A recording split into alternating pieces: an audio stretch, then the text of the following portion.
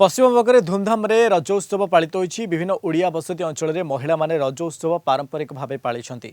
ओडिया खीरी पिठार महकरे महकी उठितिला पूरा परिवेश। शेक्सपियर सारणीरू महिलांक सह अधिक आलोचना करिछन्ति। आम Kalinga TV Kolkata bureau head Pramod Mahanti.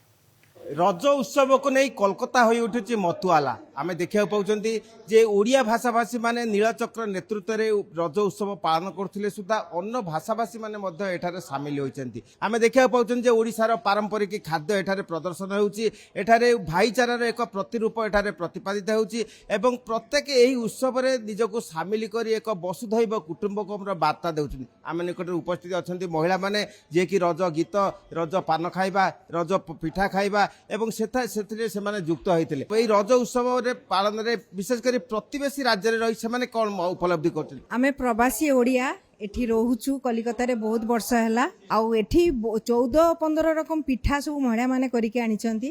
ता संगे पान आउ एठी नाच गीत सब प्रोग्राम होउची। मते बहुत खुशी लागिछि। आमे ओडिसा रु आसी कलिकता रे रज उत्सव पालन करछु। बहुत खुशी लागुछि।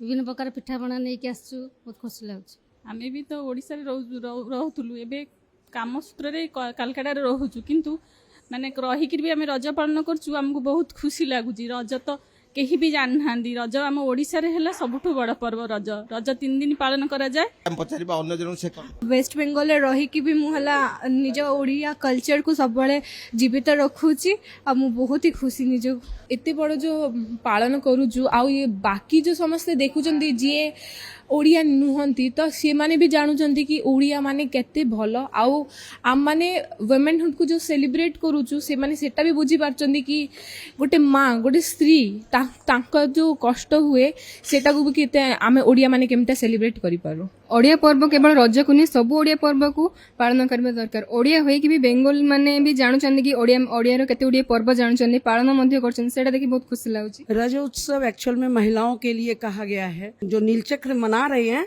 उड़िया जाति में सबसे ज्यादा मनाया जाता है, जो कि हम लोगों में हिंदियों में भी होता है।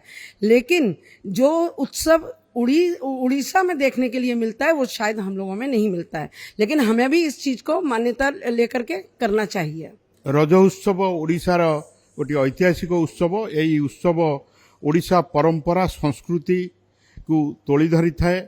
आ ओडिशार मान्यता को बहुत सुदृढ़ भावे धरी रखी थाए। यही मातृजाति दिन भारत वर्षर बहुत उच्च स्थान रे रही। आ मातृजाति की आमे सम्मान दबा आ धरित्री माता को सम्मान दबा पे रज पर्वर मूल उद्देश्य। आमे सुनिले जे प्रत्येक वक्तव्य थिला से माने प्रतिवेशी राज्य रे रहितिले सुद्धा ओडियार अस्मिता ओडिसार भाईचारा ओडिसार परंपरा को से माने भूली नांती। तेनु एही पर्व मध्यरे प्रतिटी लोक जेपर निजर आंतरिकता को विस्तार करि परिबो।